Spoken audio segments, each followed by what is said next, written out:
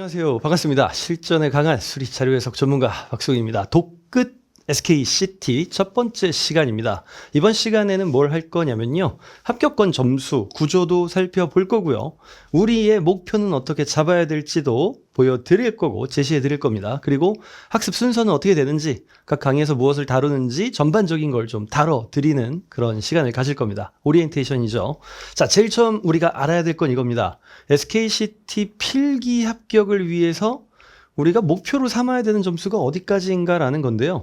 합격 사례들 나오는 것들이요. 이제 뭐 전수조사도 안 되고 자료를 공개하진 않으니까 이제 수강생들 이제 이런 후기들 모아서 합격 사례 평균을 내어 보면 85 플러스 알파가 안정권입니다. 여기서 이제 최저 점수 같은 것들이 있을 거예요. 뭐 어디 지역에 뭐는 뭐 어디 뭐 이쪽은 뭐 77이었다더라. 이런 거 다 빼고 좀 이제 최대한 보수적으로 잡았을 때 85 플러스 알파가 아주 안정적인 합격권의 평균이라고 볼 수 있단 말이죠.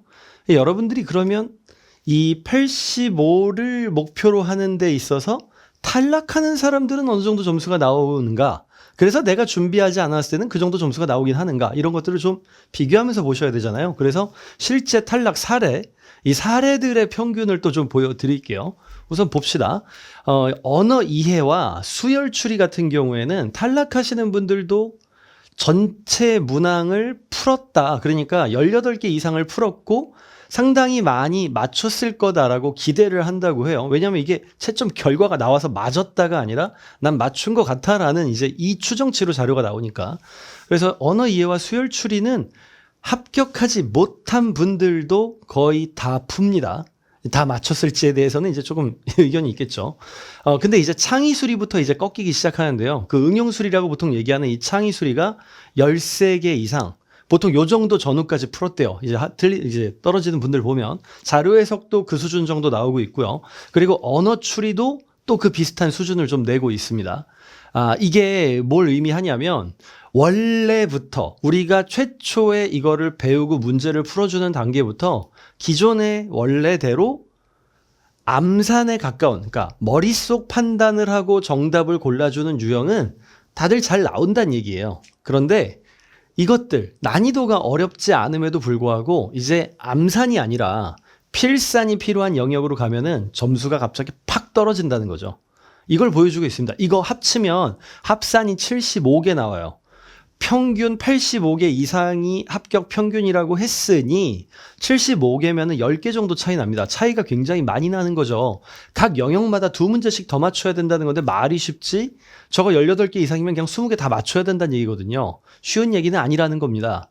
일단 불합격하는 사례에서는 이제 이런 분포를 보여주고 있다는 거고요. 그래서 이게 그러면 왜 이런 구조가 나타나는지 조금 더 실제 사례를 하나 좀 봐줘야 되는데 문항을 보여드릴게요. 자, 이 문제입니다. 이 문제 여러분들이 타이머를 45초 정도를 재어놓고 뒷짐지고 손을 대지 않고 푸는 거예요. 여기서 이렇게 얘기하실 수도 있을 겁니다. 마우스 준다고 했는데 메모장 쓸 수 있게 해준다고 했는데 그러면은 뒷짐지고 푸는 건 아니지 않느냐일 텐데 그 프로그램 쓰는 겁니다. 그 안에 있는 프로그램으로 마우스로 굴리는 건데요. 문항당 평균 45초라는 걸 감안한다면 모든 문제를 다 마우스랑 메모장을 이용해서 풀기에는 시간이 너무 부족하다는 거죠. 이 문제도 어려운 문제도 아닙니다. 이 문제 같은 경우도 일단 읽고 나서 판단하기까지 빠르다면 15초 이내에 판단이 될 것 같고요. 방정식 세우면 6건씩 나뉘었을 때 2건이 남는다. 6x 플러스 2, 그 다음에 7건씩 나눠주면 10건이 부족하다. 7x 빼기 10 그렇게 되겠죠. 그리고 그 둘이 같다고 놓으면 될 겁니다. 어차피 같은 계산이니까. 그렇게 해서 x가 12가 나오게 되면 다시 12를 또 넣어야 되고요. 자, 판단하는데 15초 정도 쓰고요. 머릿속으로 그래서 공식을 떠올리는데 한 5초에서 10초 쓴다고 하고요. 그리고 걔를 풀고요. 풀었는데 또 그게 답이 아니고 원하는 형태, 얘가 원하는 답의 형태에 맞게 마지막 최종적으로 대입하는 것까지 해줘야 됩니다. 진짜 한치의 오차도 없이 착착착 갔을 때 45초 나오지 않을까요? 그러면 모든 문항이 진짜 딱딱딱딱 45초씩 나온다라고 하면은 20문제를 푸는 게 아니겠죠. 왜냐면은 이제 마킹도 하고 넘어가고 이런 시간들이 있으니까. 그래서 우리가 막상 문제를 풀 때에는 다 모두 정석의 계산으로 갈 게 아니라 빠르게 정답을 찾아낼 수 있는 방법들이 있어야 된다는 겁니다. 못해도 30% 정도의 문항은 그렇게 가줘야 시간이 확보가 될 거라는 거죠. 자, 예를 들어서요. 이 문제를 풀기 전에 이제 방법을 하나 들은 겁니다. 배수나 약수를 언급하면 선택지에 있는 배수나 약수, 그 성질을 만족하는 걸 선별하는 방식으로 정답을 찾을 수도 있다더라.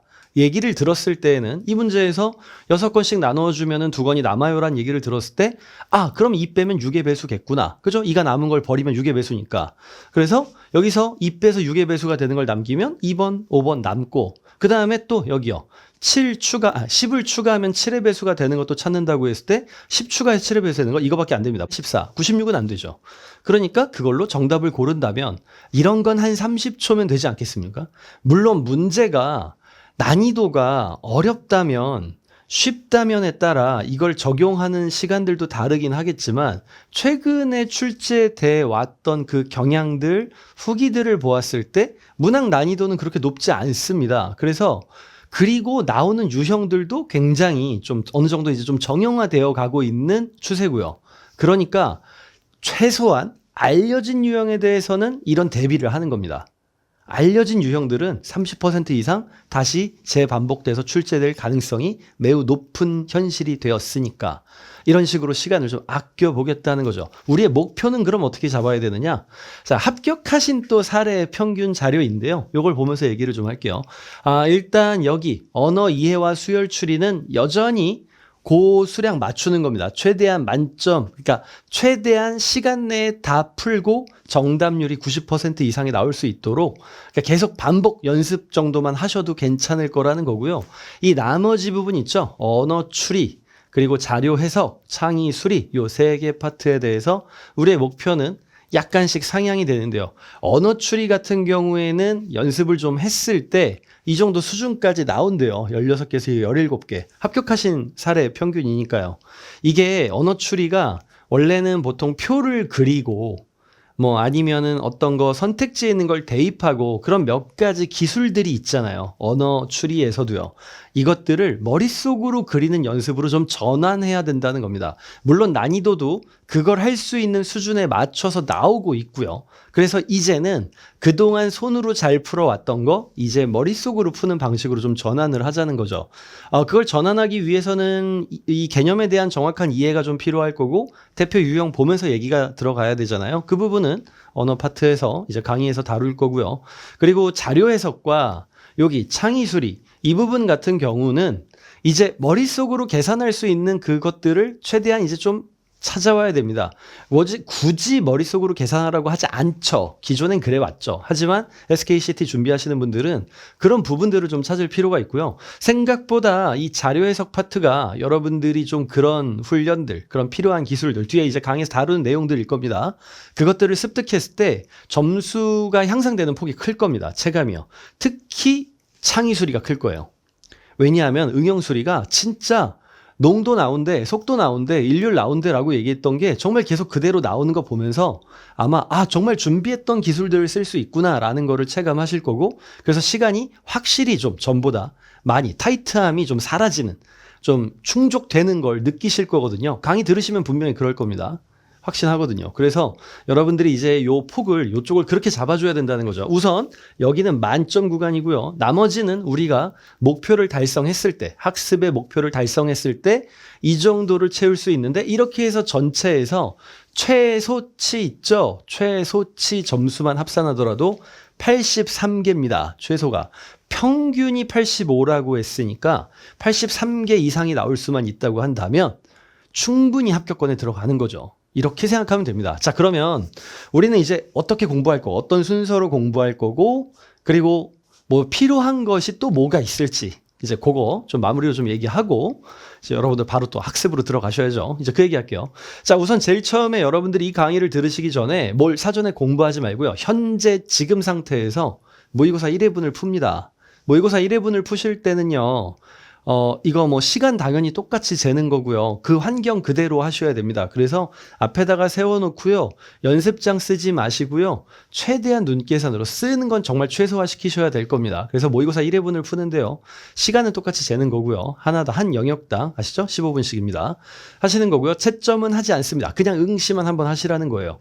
그래서 한번 응시하시고요. 그래서 여러분도 이제 교재 사서 보시는 거잖아요.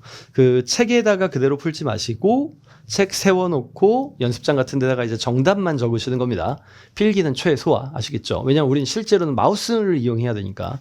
그래서 모의고사 1회분 풀고 채점은 하지 않습니다. 자, 그러고 난 다음에 전략 강의 수강합니다. 이 전략 강의는 수리가 지금 들어가 있죠. 수리의 전략 강의가 이제 자료 해석 파트에 대한 거 있고요. 창의 수리에 대한 거 있고요. 수열의 필수 유형 이렇게 3개가 있습니다. 길지 않아요. 굉장히 짧고요. 여러분들이 보셔야 되는 시험 자체도 그렇게 많이 공부해야 되는 시험이 아닙니다.